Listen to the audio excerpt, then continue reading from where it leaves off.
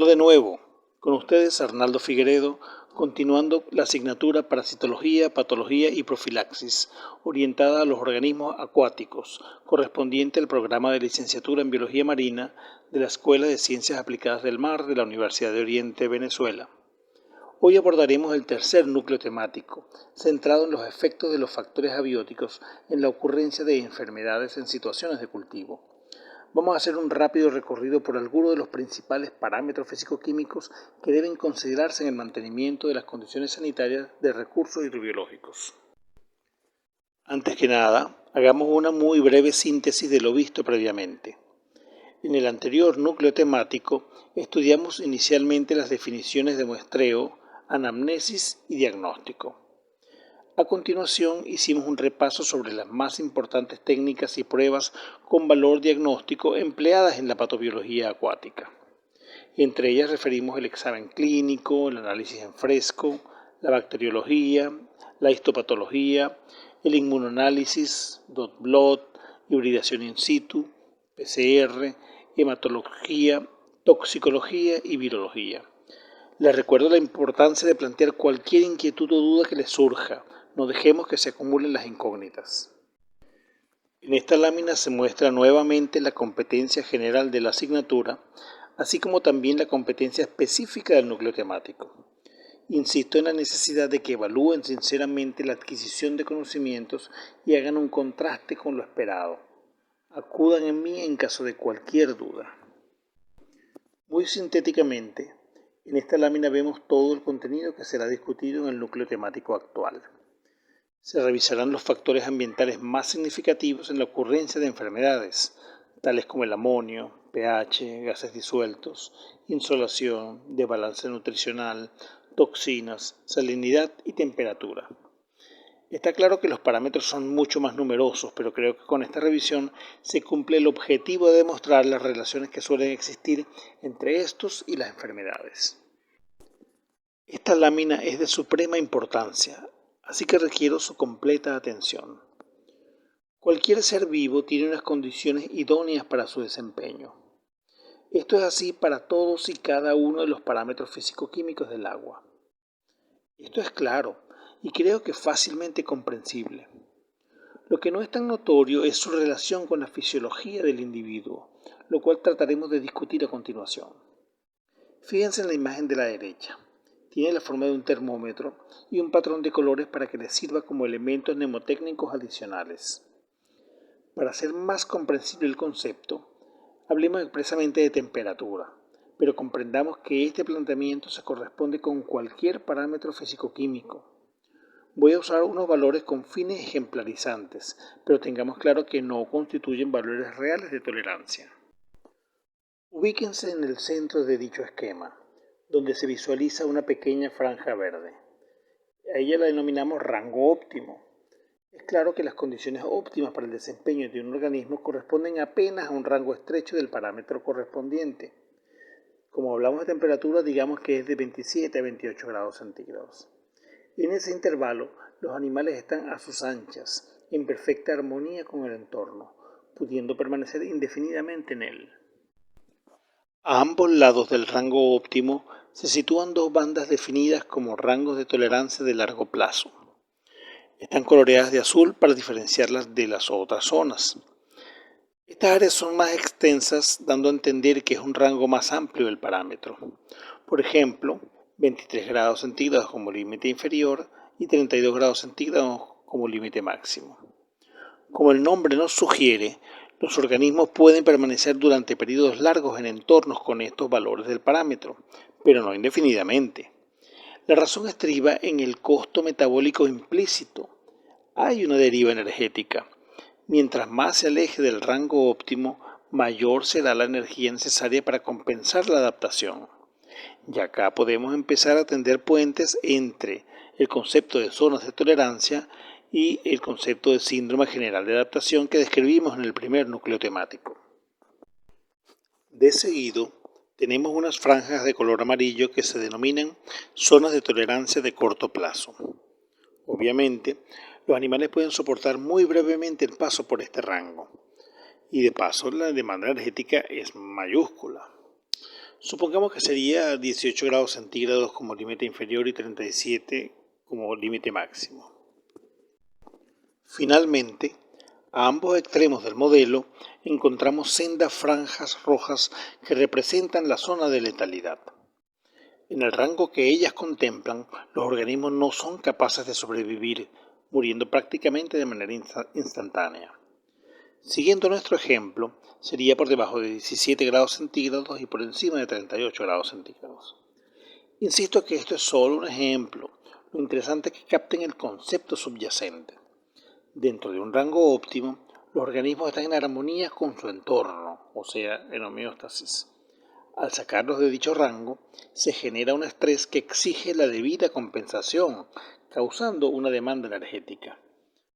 Este requerimiento de energía es pequeño cuando hay poca diferencia en el parámetro y aumenta a medida que la distancia se acentúa, disminuyendo las posibilidades de sobrevivencia. Como ven, las condiciones ambientales se vinculan al estrés y a la sobrevivencia de los organismos. De lejos, la temperatura es uno de los factores ambientales más influyentes en la fisiología de un organismo, sobre todo de un organismo acuático. Un incremento de la temperatura suele funcionar como activador, disparando la actividad metabólica de los seres vivos. En contraposición, su reducción suele causar efectos letárgicos. Si detallamos la lámina, encontramos que hay muchos procesos fisiológicos que se ven afectados por la temperatura. El parámetro que suele generar más conflictos, más problemas a los acuicultores suele ser el amonio. Es bastante común. El amonio es una forma de nitrógeno que es uno de los elementos más abundantes en la Tierra. En consecuencia, en cualquier cuerpo de agua el amonio puede ser un problema. Además del propio metabolismo de los organismos, puede ser residuo del procesamiento, la descomposición de proteínas y polipéptidos. El propio alimento no consumido puede generar amonio. Igualmente, la fertilización, que es una práctica común para poder mantener una buena productividad primaria en los cuerpos de agua, también puede generar amonio. E incluso en algunos lugares el amonio puede estar naturalmente presente y hasta en la entrada del agua podría incorporarse. Entonces el amonio es uno de los principales retos que ha tenido todo acuicultor cuando se ha enfrentado al mantenimiento de una buena calidad de agua. El amonio no es necesariamente tóxico, per se depende mucho de su vinculación con el pH. Ahí estamos viendo una imagen donde eso creo que se ilustra bastante bien. Es la misma concentración de amonio en función del pH puede migrar de una a otra forma que puede pasar de lo no tóxico a lo tóxico. Por eso es que el pH también es preocupante. Cambios mínimos de pH pueden significar unos altísimos niveles de toxicidad, pero es por esa vinculación con el amonio. Entonces ahí necesitamos que esos dos parámetros estén de la mano. Ven ustedes a la derecha una imagen que refleja una prueba colorimétrica para amonio, que es de las más comunes que hay. Y las venden para piscinas, las venden para acuarios. Hay algunas que son mucho más efectivas, que son objetivas porque vienen en aparatos, en colorímetros que te dan lecturas como tal. Pero en todo caso lo interesante es que hay que concebir pues el amonio como un parámetro que es necesario monitorear constantemente. La salinidad es un parámetro que no suele variar con mucha rapidez y en consecuencia se subestima. Pero eso sería un grave error, porque aunque no cambie rápidamente, sí cambia y los cambios pueden tener efectos dramáticos, tanto en el comportamiento del animal como en su desempeño. Recuerden que nos piden el enfoque en acuicultura. La acuicultura es muy importante desde el punto de vista de índices de desempeño. Por ejemplo, la tasa de crecimiento son menores a mayores salinidades. La conversión alimenticia es mayor. Todos esos son números negativos para un acuicultor, porque significa que estás teniendo peores desempeños, estás gastando más alimento, estás tardando más en alcanzar la talla objetivo y de paso la susceptibilidad a los parásitos y patógenos es mayor. Entonces, la salinidad hay que procurar manejarla sabiamente, no descuidarse con ese parámetro porque puede ser muy impactante. Últimamente hay una tendencia muy común a manejar el camarón, por ejemplo, para darles un ejemplo patente aquí en Venezuela. Se le maneja salinidades muy por debajo de su rango normal.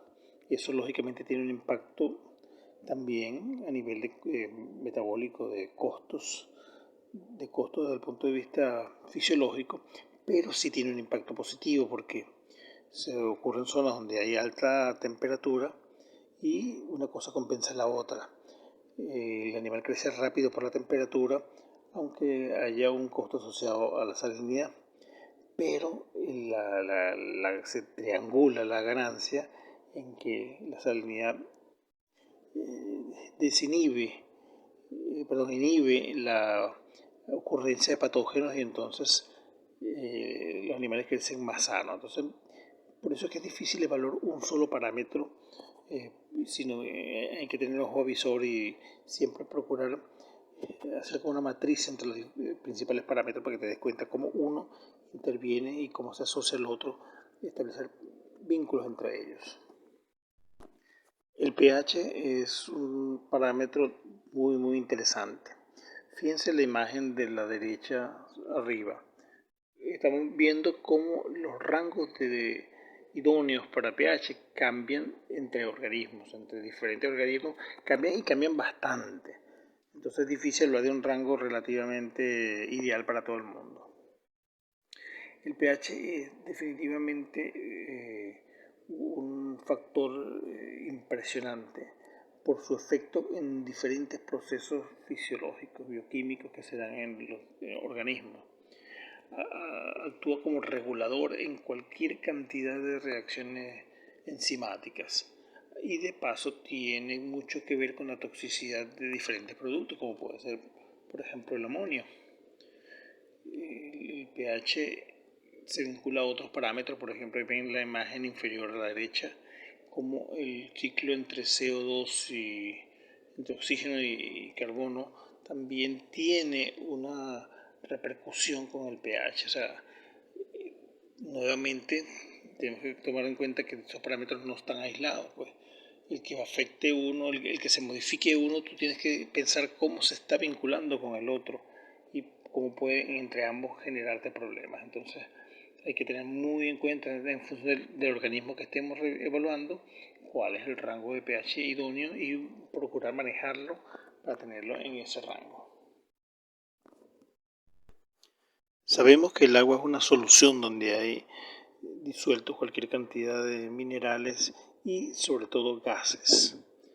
Desde el punto de vista biológico, los más importantes son, de lejos el más importante es el oxígeno, obviamente, porque está asociado directamente a la vida, a las necesidades de respiración de los animales. Aunque hay otros gases también significativos como el dióxido de carbono. Igual que otros parámetros, tanto los niveles deficientes como los niveles exageradamente altos pueden generar conflictos, pueden generar problemas. No es muy común, pero eventualmente ocurren. Quizás saliéndonos un poquito del aspecto marino, abordando otros cuerpos de agua dulce, por ejemplo, ahí es más común que ocurran fenómenos, por ejemplo, de sobresaturación de gases, en los que pueden tener diferentes repercusiones negativas para los organismos acuáticos, como por ejemplo obliteración de las branquias, telangiectasias, fenómenos como hemorragias. Ahí hay varios ejemplos en las imágenes que estaban visualizando. Son problemas complejos que pueden tener su origen en un bloom exagerado de fitoplancton, pero también en algunos dispositivos acuícolas que procuran una oxigenación exagerada. El agua sobre todo los choques térmicos en las efluentes termales pueden generar cambios en la disposición, en la disponibilidad de gases en el cuerpo de agua y con efectos muy negativos. La presión atmosférica también tiene mucho que ver. Nuevamente esto se nota más en los cuerpos de agua dulce, pues. La presión, todos esos gases que están en solución en el agua, los dan en buena medida por la presión atmosférica, pero a nivel del mar eso se mantiene relativamente estable. A nivel superficial, por supuesto, sabemos que hacia abajo la presión se incrementa marcadamente, pero en los cuerpos de agua dulce, a nivel superficial, sí se ve una dramática modificación, pues, del valor de este parámetro. Los cambios de temperatura definitivamente tienen mucho que ver con este fenómeno, que aunque sea relativamente raro, no hay que dejar de considerar, pues, que puede ocurrir y que puede generar efectos negativos. Entonces, así como es un gran problema el exceso de gases, también su deficiencia es un dolor de cabeza. Por ejemplo, el oxígeno puede causar estrés respiratorio. Hay diferentes niveles de susceptibilidad. Por ejemplo, los crustáceos son un poquito más tolerantes que los peces a los bajos niveles de oxígeno, pero en ambos casos los afecta, pudiendo generarse incluso mortalidades muy severas rápidamente. Por eso es que es uno de los parámetros más vitales, porque puede variar, los gases pueden variar muy rápidamente en comparación con cualquier otro parámetro, son los que se modifican más rápido, entonces pueden ser un gran problema. El CO2 puede ser problemático cuando se trabaja con agua de pozo. Nuevamente estamos entrando en un terreno de acuicultura y sobre todo más dulce acuícola que marina. Cuando viene el agua de pozo puede venir con un nivel elevado de CO2 y eventualmente hay un problema implícito. Si recuerdan la lámina anterior donde vimos la vinculación del CO2 con el oxígeno, y en función del pH puede generar un problemita interesante ahí. No es tan grave como el oxígeno, pero sí hay que tenerlo monitoreado. Incluso en los sistemas intensivos se manejan torres de gasificación para eliminar ese exceso de gases que pueden ser eventualmente tóxicos. Los tóxicos antropogénicos son pero muy numerosos. Se originan con diversos procesos y tienen mecanismos de acción también muy variados, entonces es difícil generalizar. Pudiéramos hablar de que, a diferencia de los demás parámetros, lo normal es que no esté el tóxico. O sea, el rango óptimo es sencillamente su ausencia. Y cualquier incremento es como que se fuera alejando en esas zonas de tolerancia.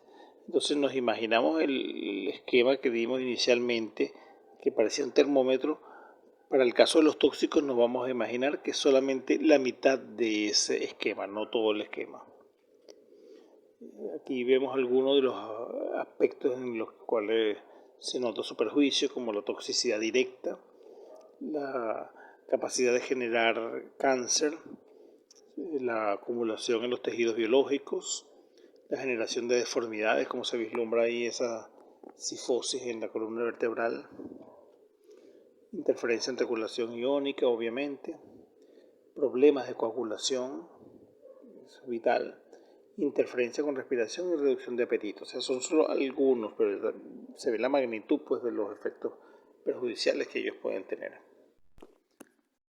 Además de las toxinas antropogénicas, existen toxinas originadas en los procesos biológicos. Un primer grupo interesante para acuicultura es las micotoxinas, o sea, como el nombre lo define, están derivadas de hongos. Lo más comunes son las aflatoxinas, que vienen de Aspergillus. Es sumamente común. Fíjense esa imagen de la derecha, que habla que aproximadamente las 2/3 partes de todos los alimentos acuícolas tienen presente el hongo, es en menor o mayor cantidad, o sea, no es nada raro. Hay diferentes productos vegetales que pueden estar asociados a la aparición de hongos, como se ve ahí, maíz, algodón.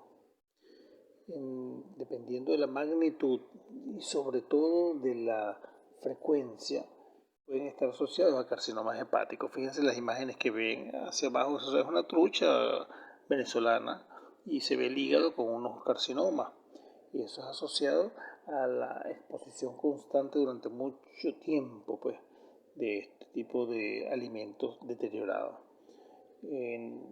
Eso no, recuerdo cuando hablamos de los estresores crónicos y agudos, bueno, este es algo, un ejemplo de lo crónico, pues, solo se visualiza después de muchísimo tiempo, y en este caso, porque son padrotes, quizás en unos juveniles que está dedicado a la actividad comercial, al consumo humano directamente, no se visualiza, pero cuando estamos hablando de reproductores, como el ciclo vital se alarga, y hay más oportunidad de que aparezcan este tipo de problemas.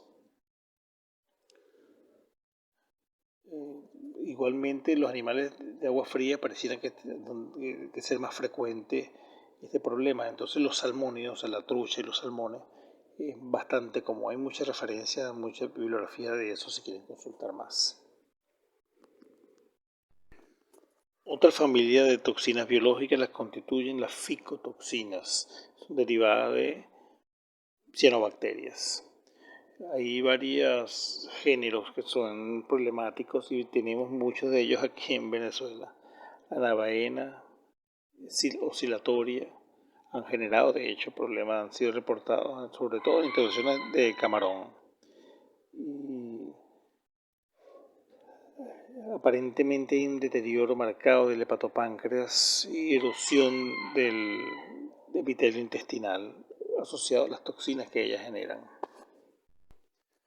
Entonces los alimentos necesitan estar balanceados para lograr el efecto promotor del crecimiento que se espera de ellos. Cuando ocurre un desbalance, notamos diferentes tipos de problemas. Por ejemplo, una deposición exagerada de lípidos. Eso es muy común, pues cuando hay excesivo carbohidrato o excesivo lípido, eventualmente se acumulan en los tejidos, sobre todo en órganos blandos como el hígado.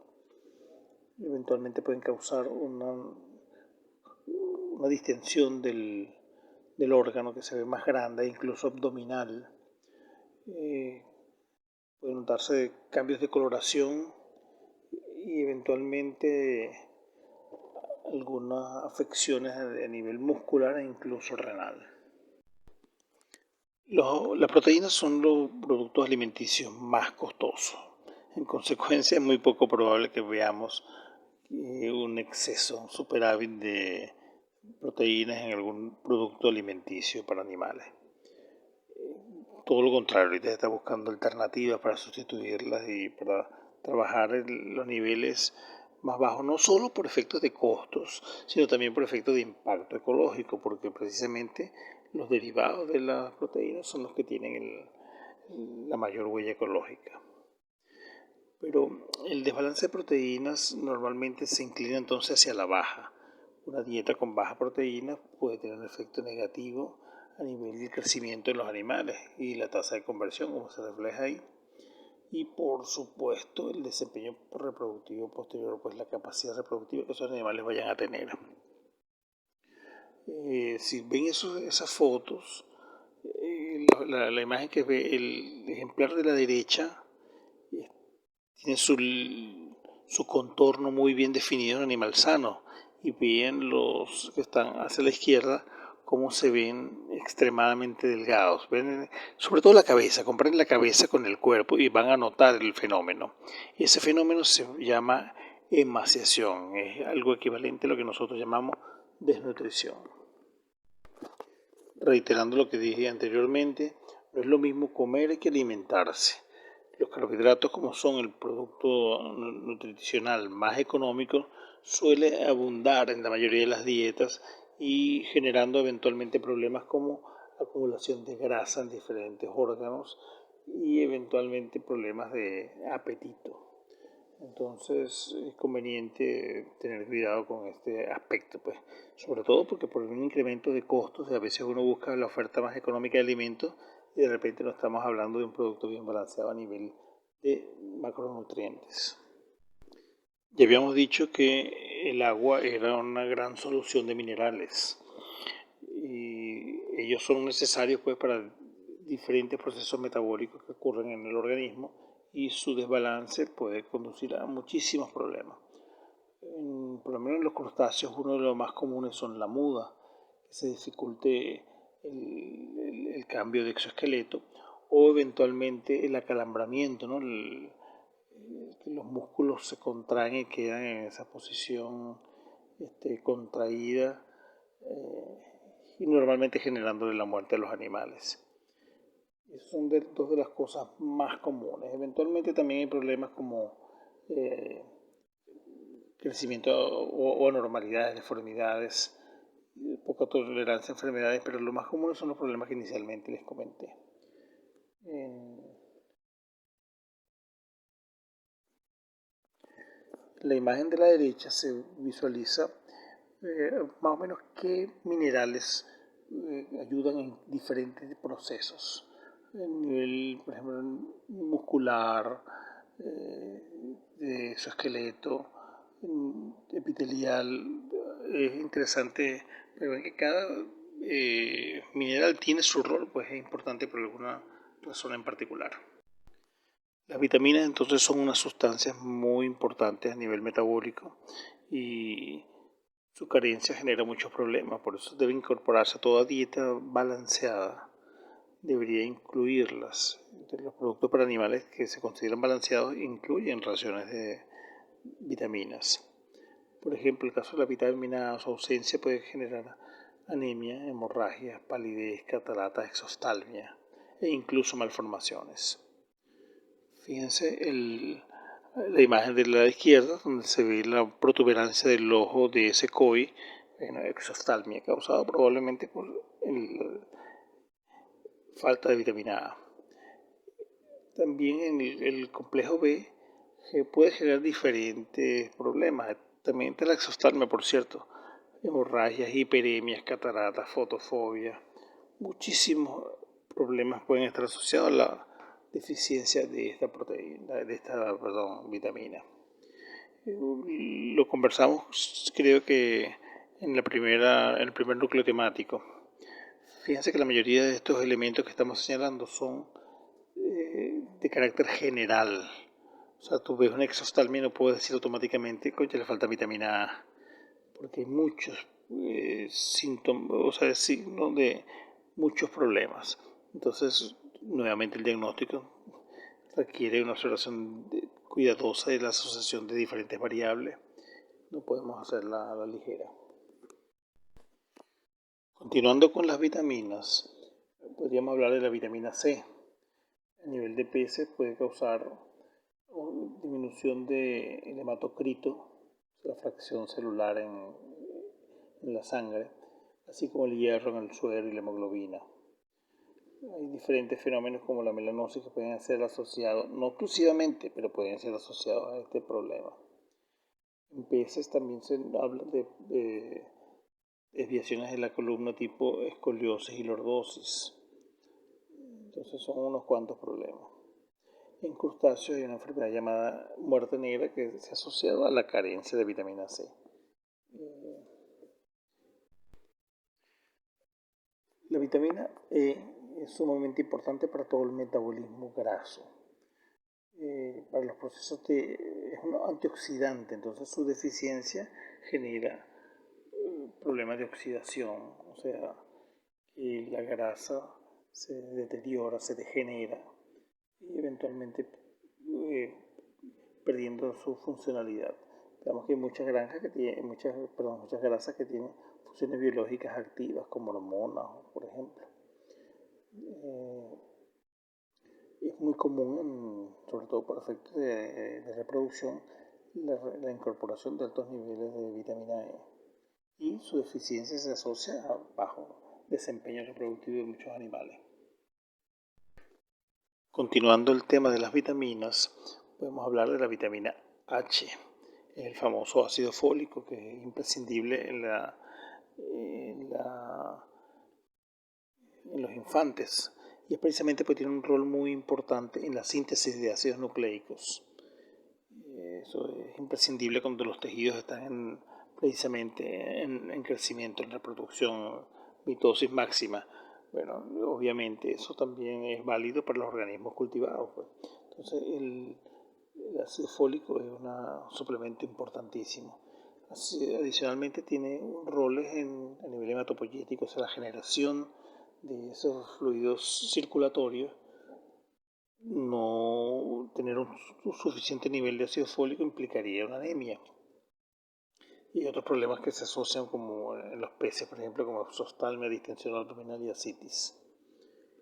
En el caso de la vitamina K, tiene mucho que ver con la cascada de coagulación, o sea, ese es el proceso. La coagulación es un fenómeno muy complejo, necesita un proceso que tiene muchos pasos implícitos, pues, y es importante para preservar ese activo, o sea, la sangre o los líquidos circulatorios son un tejido en sí, un tejido sumamente vital, y cualquier herida pudiera significar una pérdida de ese tejido. Entonces existe ese proceso para evitar precisamente que se pierda la sangre. Estamos claros que la exposición a rayos solares tiene algunos efectos en la piel, ¿no? Nos quemamos, nos bronceamos y podemos quemarnos cuando vamos a la playa, pero muchas veces no sabemos el mecanismo que está implícito en eso. Los propios rayos solares son capaces de afectar hasta el ADN, pues romper esos enlaces y impedir, matar las células, impedir su reproducción. Por eso, de hecho, la exposición a la luz solar es un excelente también mecanismo de desinfección de sus superficies, de sustratos. Entonces, cuando estamos cultivando animales, es importante tomar eso en consideración, y en muchos casos es conveniente cubrir la superficie para evitar una exposición exagerada que pueda generar algún aspecto negativo. Por ejemplo, en el caso de los peces cultivados, pueden generar una melanosis, un oscurecimiento de la parte dorsal, o sea, donde está expuesto al sol, asociado a esta presencia, y puede tener otras implicaciones negativas más complejas, como daño histológico, pues hiperplasia, hipertrofia e incluso alteración a nivel celular de los hemocitos. Un aspecto que se suele subestimar mucho es la exigencia física. La propia actividad de los animales, el nado exagerado, puede implicar un gasto energético muy marcado, a tal punto que incluso puede desgastar el músculo. Tú puedes generar una emaciación, pues, una reducción del peso corporal de los animales exagerado por ejemplo, si están en un ambiente muy movido, que les exige movilizarse demasiado, si hay una circulación muy elevada en el tanque, puede exigirles nadar y de repente no les permite buscar la comida, o el hecho de necesitar constantemente aplicar energía para mantenerse en una posición, va en contra de la ganancia en peso. Entonces puede generar incluso deterioro a nivel necrótico en algunas fibras musculares. Entonces eso hay que tomarlo en consideración cuando estamos diseñando, sobre todo a nivel de diseño de una instalación de cultivo. En este núcleo temático repasamos entonces los principales factores ambientales que tienen incidencias en la ocurrencia de enfermedades en organismos acuáticos. De la misma forma, hablamos de otros aspectos abióticos como la presencia de toxinas, los desbalances nutricionales, y en sentido amplio vimos cómo todos estos fenómenos pueden tener un efecto causal en enfermedades en los organismos acuáticos. Finalmente, les presento algunas bibliografías que pueden consultarse para discutir algunos de los aspectos que aquí se están planteando. Hay muchísimo más material, yo tengo mucho más material. Si quisieran ampliar cualquier aspecto, ustedes me dicen y lo revisamos y con todo gusto se los ofrezco. Pero vamos por lo más práctico, esto es lo que creo que lo resume bastante bien. Pero la idea es que analizar tus inquietudes, así que no duden en plantear cualquier cosa que quieran ampliar. Quedo atento a todos sus comentarios.